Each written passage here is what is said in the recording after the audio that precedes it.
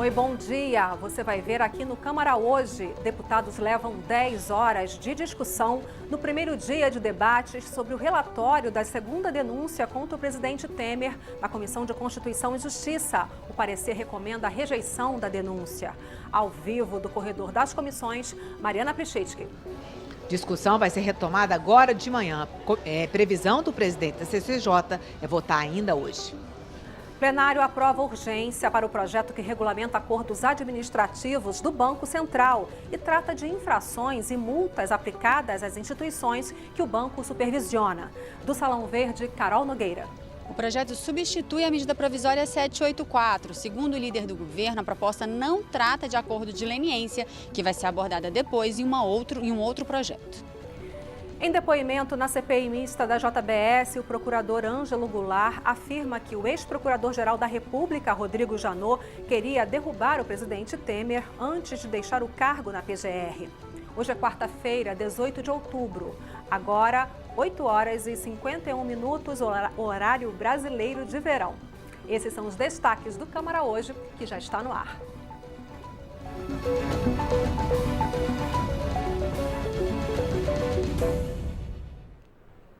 Vamos começar falando das votações no plenário Ulisses Guimarães. Nesta terça-feira, os deputados aprovaram no plenário a urgência para o projeto que estabelece regras para a punição de irregularidades cometidas no sistema financeiro. Foi a única votação do dia em que todas as atenções estavam voltadas não para o plenário, mas à reunião da CCJ que analisa a abertura do processo contra o presidente Michel Temer.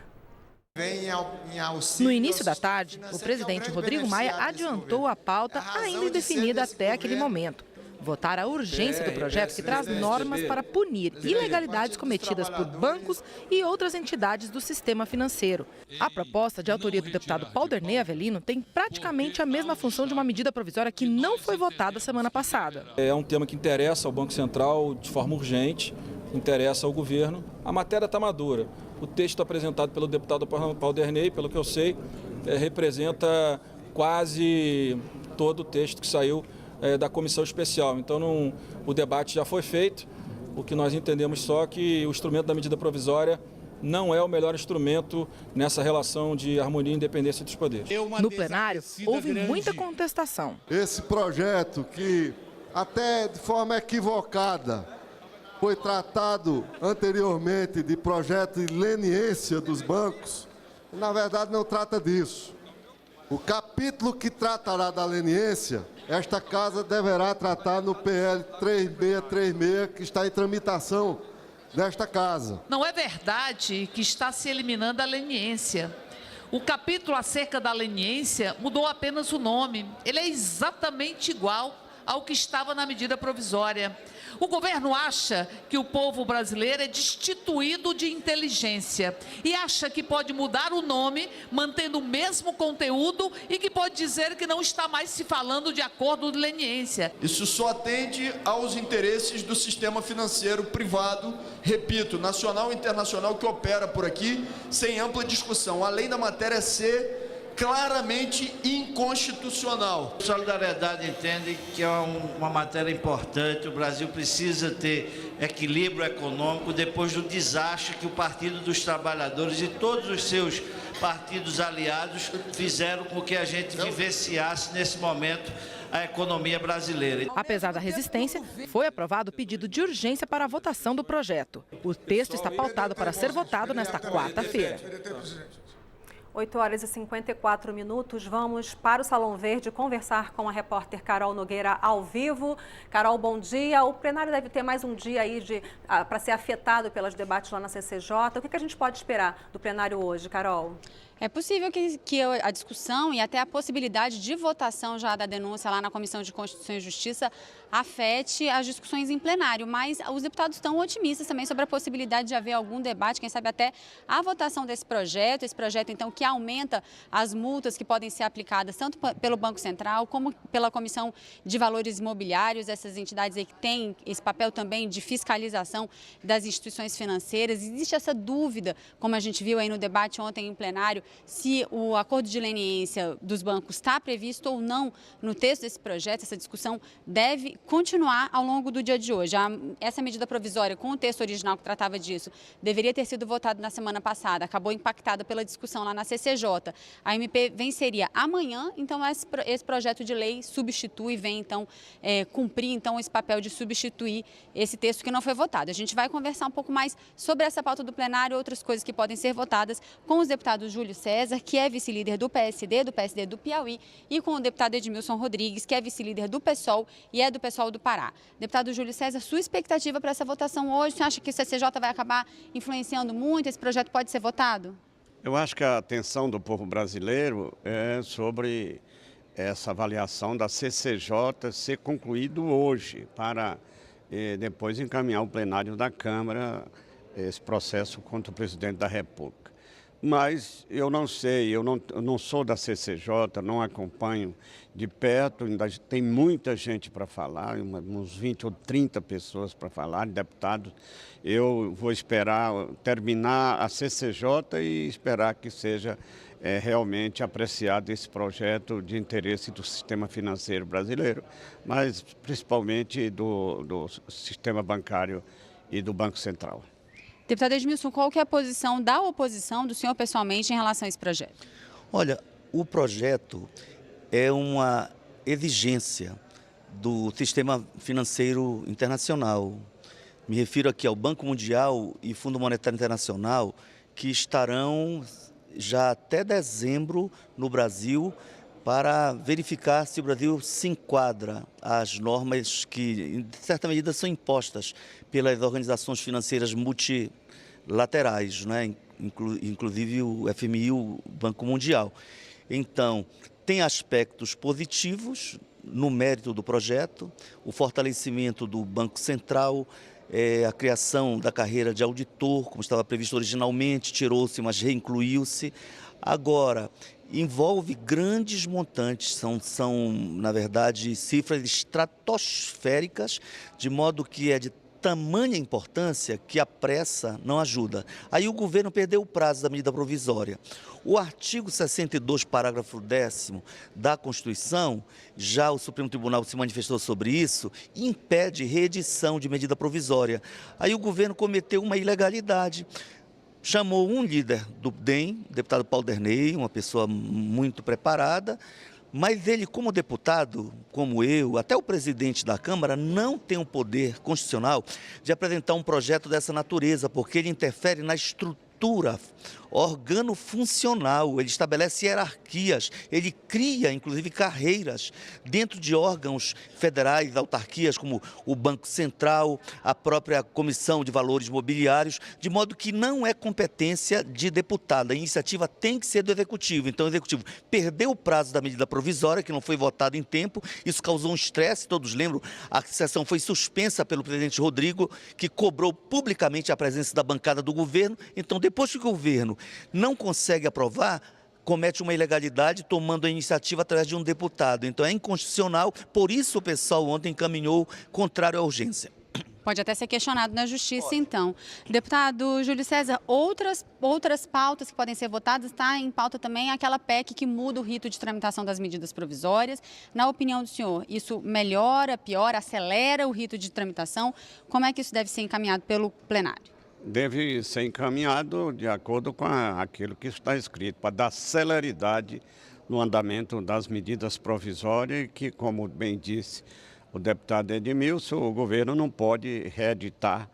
Por isso que aconteceu com essa aqui do sistema financeiro, ao invés de reeditar, que ele não podia, apresentou através do deputado, que é um grande deputado respeitado nesta casa, deputado Paulo Derney Avelino, um projeto de lei. Então, eu vivo nesta casa, às vezes, combatendo o sistema financeiro.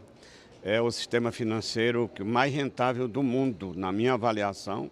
Nós temos os 5 maiores bancos, eles pagam a sua folha e os seus serviços só com tarifas e ainda ganham. Os 5 maiores têm 80% do mercado, ele, além de pagar a folha, os seus encargos, só com tarifas e serviços, ainda ganharam no ano passado mais de 20 bilhões sem emprestar um centavo a ninguém. Então nós temos que regulamentar todo o sistema financeiro, inclusive por uma exigência internacional.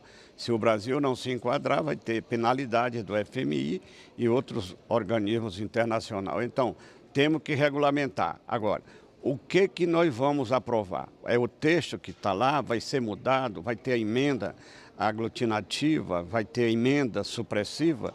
Nós vamos avaliar no dia de hoje. Deputado Edmilson, sua avaliação sobre essa possibilidade de mudança no rito das medidas provisórias?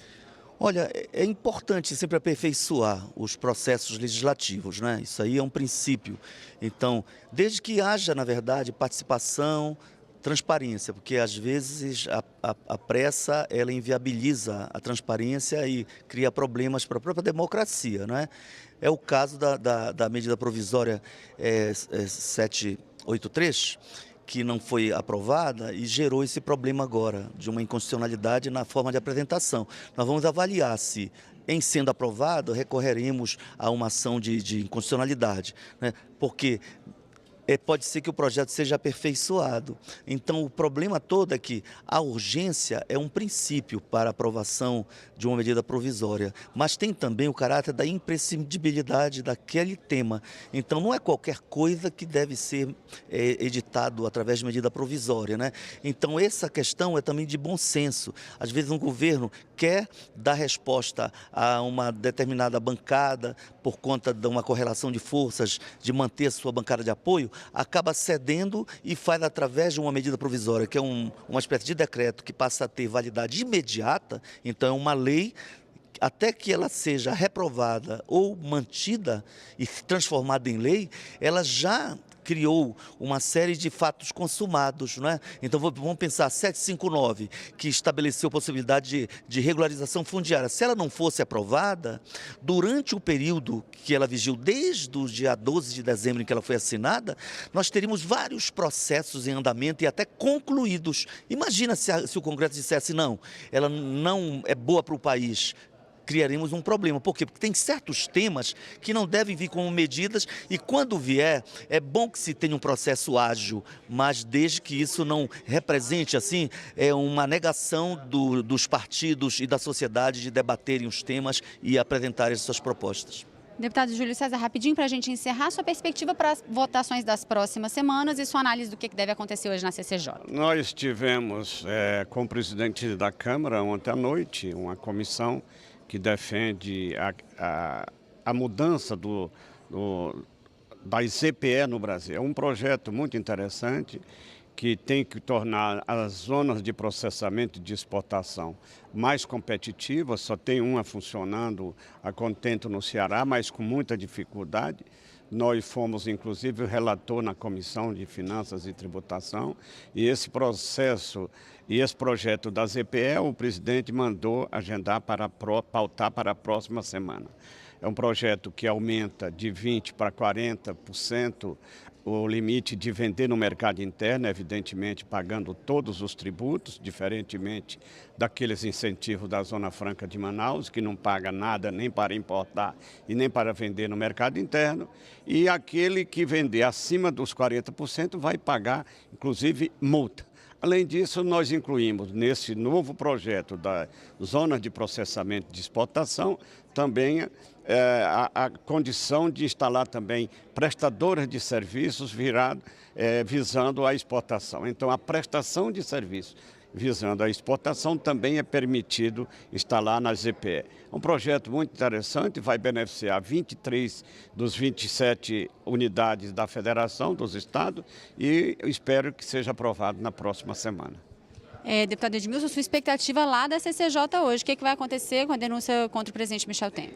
Olha, na verdade, o resultado é previsto já. O governo trocou todos aqueles que manifestaram posição em favor da investigação, de todos os partidos da base de apoio e que tornaram pública a sua posição, e de modo que não há possibilidade do governo não vencer lá. Eu acho que o grande debate vai ser no plenário. Daí que a semana que vem é uma semana de grandes expectativas, porque a população, na nossa avaliação do pessoal, tem direito de ver a investigação prosseguir de forma séria, com direito à defesa, e o presidente não vai ter carência de defesa, poderá ter grandes advogados, se explicar. O que não pode é o país todo ficar nessa situação, vendo malas, sendo provas concretas, grampos e delações premiadas e envolvendo as autoridades máximas do país, e é como se a impunidade fosse a regra. Então, acho que a investigação não é culpabilizar nem julgar antecipadamente, mas para que haja, digamos, transparência, é necessário que o Supremo possa investigar e dizer o presidente é inocente ou o presidente é culpado, como eu acredito que seja. Deputado Edmilson, deputado Júlio César, obrigada pela participação de vocês aqui conosco. A gente volta ao estúdio com a Vera. Carol, é isso mesmo. Essa manhã, mais uma vez, as atenções estão voltadas lá para a CCJ. Obrigada. Então, é para lá que a gente vai. Quem está lá é a repórter Mariana Prischitsky. Bom dia, Mariana. A reunião está marcada para começar daqui a pouco. Como é que está a movimentação aí nesse momento? Bom dia, Vera. Bom dia a todos. Ainda para a abertura da reunião são necessários 34 deputados aqui na casa. Na CCJ, só 5 registraram presença até o momento. Mas é para essa reunião da CCJ, marcada para as 9 da manhã, que não vai discutir a denúncia contra o presidente Michel Temer. Essa reunião foi convocada para discutir as emendas do orçamento à Comissão de Constituição e Justiça, uma época em que todas as comissões discutem essas emendas ao orçamento, e só depois dessa reunião, que segundo a assessoria da comissão deve ser uma reunião rápida, às 10 horas, aí sim está marcada a reunião da CCJ para retomar a discussão da denúncia. De ontem para hoje ficaram 9 inscritos que precisam falar ainda. Além disso, a lista está aberta, então novos deputados podem se inscrever, e também são esperadas comunicações de lideranças, e depois dessas lideranças, quando for encerrada a discussão, aí sim o relator, o deputado Bonifácio de Andrada, vai ter 20 minutos para falar, e cada advogado de defesa mais 20 minutos para falar. Vamos ver um pouquinho como é que foi a reunião de ontem. Uma fila de deputados se formou logo cedo para garantir um lugar na lista de inscrições dos debates, que atravessaram o dia e entraram pela noite. Todos os 132 integrantes da Comissão de Constituição e Justiça, 40 deputados não membros e todos os líderes partidários puderam se inscrever. Cada parlamentar só podia falar uma vez e alternadamente, um contra e outro a favor da denúncia contra o presidente Michel Temer e 2 ministros do governo. Essa organização criminosa que foi formada, chamada de quadrilhão do PMDB, ela foi criada exatamente para arrecadar propinas. Isso ficou muito claro com todas as provas, gravações que foram trazidas aos autos. E é claro que na denúncia está demonstrado de maneira cabal a relação, a interconexão que existe entre o presidente Michel Temer, o ex-presidente da Câmara, Eduardo Cunha, o ex-presidente da Câmara, Henrique Eduardo Alves, que também foi ministro, inclusive, do governo Michel Temer, Gedel Vieira Lima, que foi pego recentemente com 51 milhões, o Rocha Loures, que foi assessor pessoal e deputado aqui do Michel Temer, Eliseu Padilha, que é o chefe da Casa Civil, e Moreira Franco, que, inclusive, recentemente foi aprovada aqui uma medida provisória para dar foro privilegiado ao senhor Moreira Franco. Essa denúncia partiu de 2 irmãos que são marginais, eles que confessaram que são marginais, eles confessaram, e que deve hoje para o Brasil 18 bilhões de reais que foram emprestados na época do governo Lula e do governo Dilma. Deve e não pagaram. E aí eles, juntamente, conforme as gravações que estão aí, que também pode vir atrás, conforme Rodrigo Janot, conforme eles, que ele estava fazendo todo um trabalho junto com o Rodrigo Janot para derrubar o presidente Temer. O senhor Michel Temer não tem que dar uma declaração sobre os 500 mil reais que foram encontrados com o senhor Rodrigo Rocha Loures e que diz isso no diálogo com o senhor Joesley? O senhor Michel Temer não tem que dar nenhuma declaração e nem responder política e juridicamente ao fato de o seu principal interlocutor na presidência da República estar sendo acusado de montar, repito, um apartamento com 51 milhões de reais? O Funaro, em nome da sua salvação, inventou de tudo. E os jovens deputados advogados desta comissão ignoram este perfil de um bandido. E é em cima deste bandido que o Janot, associado ao Wesley, que provocaram a segunda denúncia. Eu tenho absoluta confiança no jurista, num deputado probo, um dos mais idosos e experimentados do Brasil, que é o deputado Bonifácio de Andrade, que falou de Funaro, falou das supostas provas, não sei onde elas estão. Deputados da base falaram menos. Argumentaram que a suspensão do processo daria estabilidade à economia e acusaram os denunciantes de tramar golpe contra o presidente. A oposição usou todo o tempo disponível para atacar o governo Temer e aposta num resultado diferente na votação dessa segunda denúncia. Nossa expectativa é ter mais votos para essa segunda denúncia aqui na CCJ do que tivemos na primeira e muito mais votos do que tivemos na primeira no plenário da Casa. Isso porque o governo se encontra muito mais frágil, as novas delações reforçam a denúncia. A oposição está no seu papel. O papel da oposição hoje é atrapalhar, é postergar, é adiar. É o papel da oposição. Então, nós que somos situação, nós devemos trazer a discussão para o caminho da responsabilidade e é por isso que vamos derrotar essa proposta essa denúncia, tanto aqui na CCJ quanto no plenário. O relator demonstrou confiança na aprovação do seu relatório contra o prosseguimento da denúncia contra o presidente Michel Temer e os ministros Eliseu Padilha e Moreira Franco. No meu entender, a atual denúncia é menos grave que a anterior. Ou melhor, hoje é menos grave. A antiga era mais complexa, mais difícil de ser explicada. A atual é mais fácil. A atual se resume no seguinte, gente, é uma coisa muito fácil. Tudo aquilo que o presidente da República fez e realizou depois da posse dele pode ser objeto de acusação. O que aconteceu antes da posse dele está fora daqui do debate. O presidente da CCJ acredita que pode concluir os trabalhos nesta quarta-feira. Houve um requerimento ao presidente da Câmara, deputado Rodrigo Maia, para que ele nos conceda um prazo de até 3 sessões a mais, para que possamos terminar o trabalho da Comissão de Constituição e Justiça. O presidente Rodrigo Maia haverá de deferir esse prazo e a nossa previsão é que nem utilizemos essa prorrogação de 3 sessões. Nós possamos terminar amanhã com a votação na Comissão de Constituição e Justiça. Bom, e está aí o presidente Rodrigo Pacheco, deputado, o presidente da CCJ, acaba de chegar, registrar presença aqui no plenário. Nós vamos continuar acompanhando, ele ainda não tem quórum para a abertura da reunião da CCJ. O presidente vai falar aqui com a gente também um pouquinho, né, presidente Rodrigo Pacheco? O senhor acabou de entrar numa matéria gravada na TV Câmara falando que espera a votação ainda hoje. Dá para falar em horário? Olha, nós faremos uma reunião agora da CCJ para tratar das emendas ao orçamento pela Comissão de Constituição e Justiça e, na sequência, nós vamos abrir uma reunião exclusiva para tratar da denúncia. Faltam poucos inscritos para discutir a matéria, outros deputados que não se inscreveram ontem poderão se inscrever hoje para a discussão e eu acredito que nós possamos terminar no início da tarde com a votação do parecer. Já dá para falar em alguma previsão aí de resultado? Não, é difícil falar sobre previsão de resultado. O que se observa é que essa segunda denúncia, nitidamente, ela teve um menor interesse em relação à primeira denúncia, né? Até a própria quantidade de deputados no plenário, a quantidade de deputados inscritos para a discussão.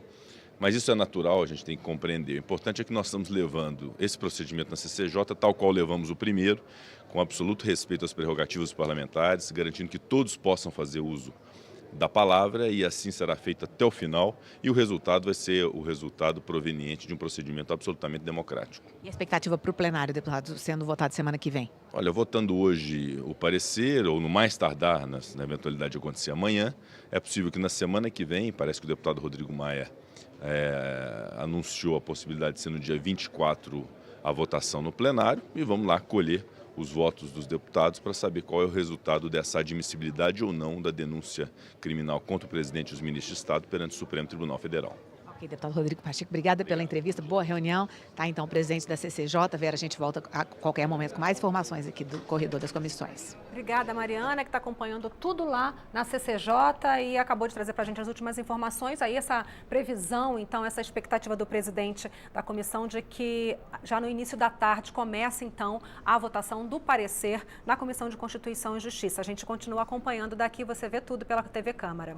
E olha, o presidente da Câmara, deputado Rodrigo Maia, comentou nesta terça-feira as críticas dos advogados do presidente Michel Temer quanto à divulgação no site da Câmara do depoimento do ex-operador do PMDB, Lúcio Funaro.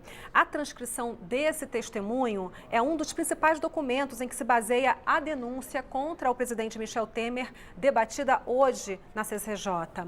Rodrigo Maia reforçou que a publicação só aconteceu depois que a assessoria jurídica aqui da Câmara ter se certificado junto ao ministro do Supremo, Edson Fachin, de que todos os depoimentos eram ostensivos e não sigilosos.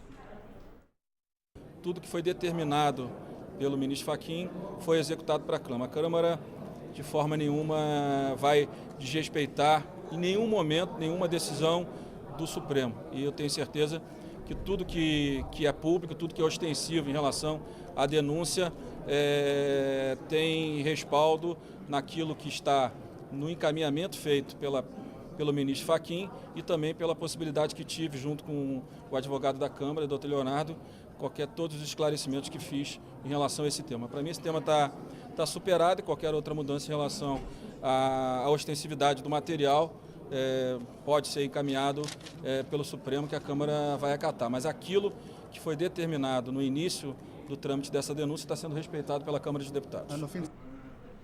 Você já viu nesta edição do Câmara Hoje, deputados da CCJ voltam a debater nesta manhã o relatório do deputado Bonifácio de Andrada, que rejeita a denúncia por organização criminosa e obstrução da justiça contra o presidente Michel Temer. A expectativa é de que a votação comece ainda esta tarde.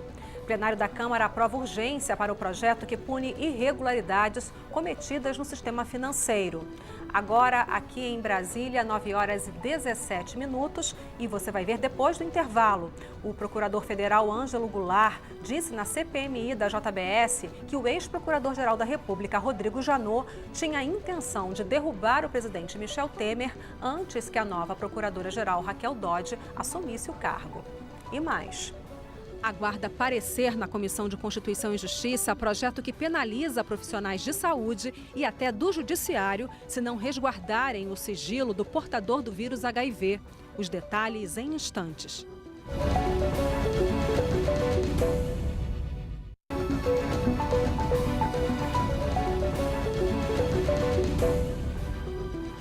Agora são 9 horas e 19 minutos pelo horário brasileiro de verão.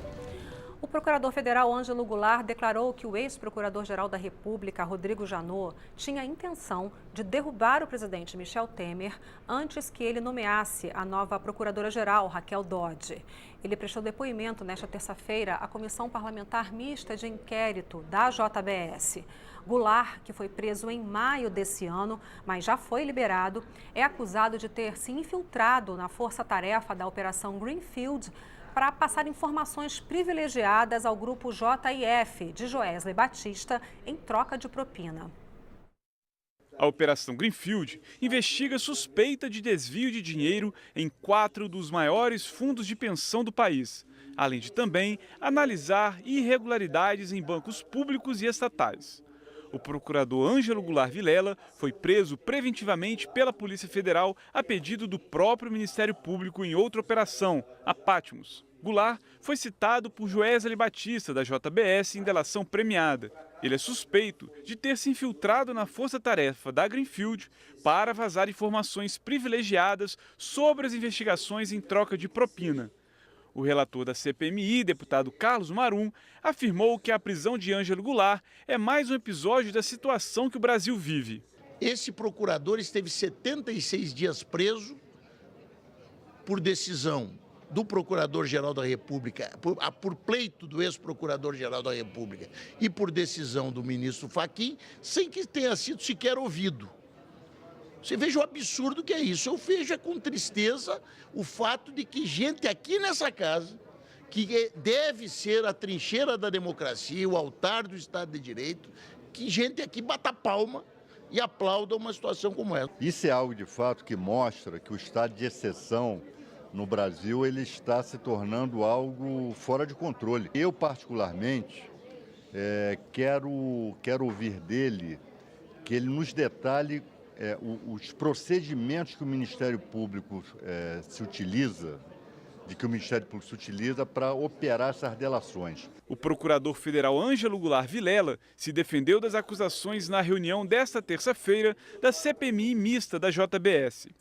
Ele acusou o ex-procurador-geral da República, Rodrigo Janot, de ter agido por motivações políticas na operação em que o empresário Joesley Batista gravou Michel Temer. A intenção de Janot, segundo Ângelo Goulart, era evitar que o presidente nomeasse Raquel Dodge como a nova procuradora-geral. Em relação à questão que eu fiz da doutora Raquel Dodge, é claro e evidente, como todas as circunstâncias que eu demonstrei, que havia uma pressa do Procurador-Geral da República, até então à época, de fazer a acordo de colaboração premiada e derrubar, sim, o presidente da República. Ele tinha realmente a intenção de derrubar, para não ver a Raquel Dodge, a sua principal adversária política, ao cargo de Procurador-Geral da República. Olha, acaba no momento de ter início os trabalhos no plenário. Você que nos acompanha pela internet, continue assistindo ao vivo a esta edição do Câmara Hoje, pelo canal oficial da Câmara no YouTube. E você que nos vê pela TV Câmara, fica a partir de agora com a transmissão da sessão solene em homenagem ao Dia do Médico, direto do plenário Ulisses Guimarães. E foi instalada nesta terça-feira a comissão de juristas criada pelo presidente da Câmara, deputado Rodrigo Maia, para elaborar um anteprojeto de lei que propõe tornar mais rigorosas as penas e o combate ao tráfico de drogas e armas no país. O grupo terá 4 meses para elaborar a proposta e será presidido pelo ministro do Supremo, Alexandre de Moraes. Não é rever todas as leis penais, não é rever aumento de pena de um crime ou de outro. A finalidade é o estabelecimento de novos instrumentos, sejam instrumentos de investigação, sejam instrumentos processuais mais rápidos, mais ágeis e sejam também instrumentos de cumprimento de pena para a questão da criminalidade organizada. É basicamente ligado ao tráfico de drogas e ao tráfico de armas, que de tempos para cá no Brasil fizeram uma verdadeira junção de quadrilhas, também arregimentando parte da violência de assaltantes de bancos que passaram a entrar nesse ramo também e que corresponde hoje no Brasil como um todo, dos homicídios desvendados, de 42% a 48% dos homicídios giram em torno daqueles que são desvendados exatamente em relação a essa junção entre o tráfico de armas e o tráfico de drogas. Tenho certeza que a sociedade brasileira, com essa nossa iniciativa e com outras na área de segurança, a sociedade vê também de forma clara que a Câmara tem uma agenda política, tem uma agenda econômica, mas também tem uma agenda de temas que afetam o dia a dia da sociedade, que é o tema de segurança pública. Então é com muita felicidade que eu instalei essa comissão hoje. Tenho certeza que nesse prazo o anteprojeto estará pronto e até o meio do ano que vem nós vamos ter esse projeto aprovado, podendo colaborar com as forças de segurança para que elas possam executar o seu trabalho com apoio maior da legislação brasileira. Vamos falar agora de outros trabalhos dos deputados nas comissões. O assunto é saúde, um assunto importante. Quem é portador do vírus HIV deve ter a identidade preservada sempre. E um projeto de lei do Senado penaliza profissionais de saúde e até do judiciário que não resguardarem o sigilo dessa informação. A proposta já foi aprovada pela Comissão de Seguridade Social e Família aqui da Câmara e aguarda agora o parecer da CCJ. Até mesmo nas unidades de saúde, ninguém precisa saber que o paciente é soropositivo, além dos funcionários que lidam diretamente com o tratamento do HIV. Estima-se que mais de 830 mil pessoas no Brasil têm AIDS, mas o preconceito ainda prevalece. De acordo com a coordenadora do UNAIDS no Brasil, o programa da ONU, somente metade dos doentes buscam o tratamento de controle do HIV, o que é lamentável. A grande maioria dessas pessoas não se trata por medo realmente desse sigilo ser quebrado e de serem expostas ou serem forçadas a revelar sua sorologia. Hoje, uma pessoa que está em tratamento não somente tem uma vida praticamente normal, tem uma esperança de vida como de qualquer outra pessoa, mas também reduz o número de vírus circulantes do corpo para que ela não transmita. Ela não transmite mesmo sexualmente. Ativistas e especialistas são a favor da proposta que garante o sigilo sobre a situação de quem tem o vírus da AIDS para evitar a discriminação.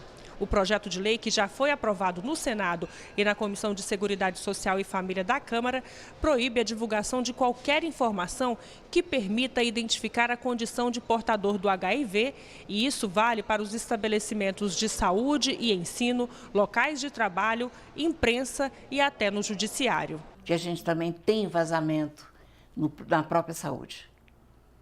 É uma enfermeira, é um outro qualquer profissional, até gente administrativo, que atrapalha, que fala na comunidade sobre a sorologia da pessoa. Se eu tenho a garantia que alguém que falou da minha sorologia, porque eu estou falando para você agora, se alguém falar lá fora da minha sorologia, eu posso processar. A deputada Érica Cocai, que é relatora da proposta, lembra que o tratamento da AIDS evoluiu muito e os pacientes soropositivos podem ter uma vida normal e longa.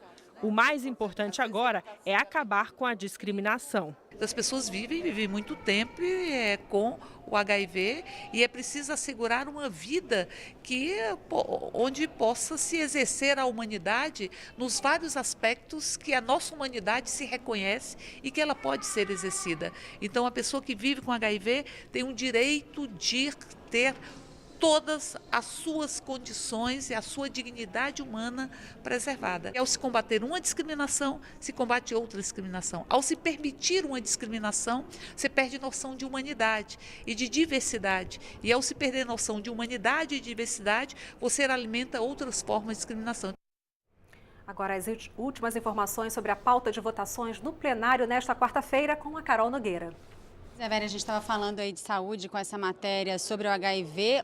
Saúde é o assunto de uma sessão solene que acontece nesse momento aqui no plenário da Câmara. Na verdade, é uma homenagem ao Dia do Médico. Na sequência, vai ser criada uma frente parlamentar aí em defesa da medicina, na sequência dessa sessão solene que acontece agora de manhã. No início da tarde, 1:45, está marcada a sessão extraordinária aqui no plenário Ulisses Guimarães. Os deputados devem continuar a discussão, vão tentar votar esse projeto que veio aí substituir a medida provisória 784, que trata dessas regras, endurece essas regras, cria novos mecanismos de fiscalização dos bancos, das instituições financeiras. Existe essa polêmica aí se esse projeto também vai abarcar a possibilidade de que sejam feitos acordos de leniência com instituições financeiras. Um outro projeto, uma outra proposta que está na pauta também é a PEC, a proposta de emenda à Constituição, que muda o rito de tramitação das medidas provisórias. Vera.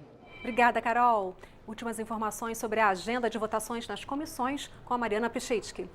Isso, Vera, vamos falar um pouquinho do que está previsto para o corredor, além da reunião da CCJ, para a retomada da discussão da denúncia contra o presidente Michel Temer. Várias comissões fazem reunião deliberativa agora pela manhã, votando projetos nas comissões temáticas da Câmara e também outras fazem discussões em audiências públicas. A comissão, por exemplo, de Minas e Energia vai fazer um seminário no auditório Nereu Ramos para discutir o sistema de geração e distribuição de energia elétrica no Brasil. Vamos falar de implantação de energia elétrica sustentável, geração distribuída fotovoltaica, armazenamento de energia elétrica e eficiência energética e sustentabilidade. Esse seminário está aberto à participação popular. Quem quiser, entra lá no edemocracia.leg.br, vai em audiências previstas, dá sua opinião, comentário, parlamentar e manda sugestões para os deputados. Além disso, no plenário 6 aqui do corredor das comissões, a Comissão de Agricultura vai debater a produção agrícola e indígena brasileira. Para isso, vários indígenas já estão aqui na Câmara para acompanhar essa audiência pública. Além disso, a Comissão de Desenvolvimento Econômico, Indústria, Comércio e Serviços vai discutir a destinação final de resíduos sólidos e também rejeitos da mineração. A Comissão de Direitos Humanos vai fazer uma audiência pública conjunta com a Comissão de Relações Exteriores e Defesa Nacional para discutir e debater experiências adotadas nas escolas do Brasil, Chile e Uruguai no combate à violência contra estudantes LGBT. Além disso, a Comissão de Legislação Participativa vai fazer às 13h30 uma audiência pública sobre os investimentos do governo federal na cultura brasileira. Você pode acompanhar essa audiência pública também lá no edemocracia.leg.br em audiências previstas. Vera, isso é um pouquinho do que acontece agora pela manhã aqui no corredor. Obrigada, Mariana. E você viu nesta edição do Câmara Hoje, plenário da Câmara aprova urgência para o projeto que pune irregularidades cometidas no sistema financeiro. O procurador federal Ângelo Goulart disse na CPMI da JBS que o ex-procurador-geral da República, Rodrigo Janot, tinha a intenção de derrubar o presidente Temer antes que a nova procuradora-geral Raquel Dodge assumisse o cargo. Aguarda parecer da Comissão de Constituição e Justiça o projeto que penaliza profissionais de saúde e até do judiciário que não resguardarem o sigilo do portador do vírus HIV. E esta edição fica por aqui. Hoje é quarta-feira, dia 18 de outubro. Para você, um ótimo dia.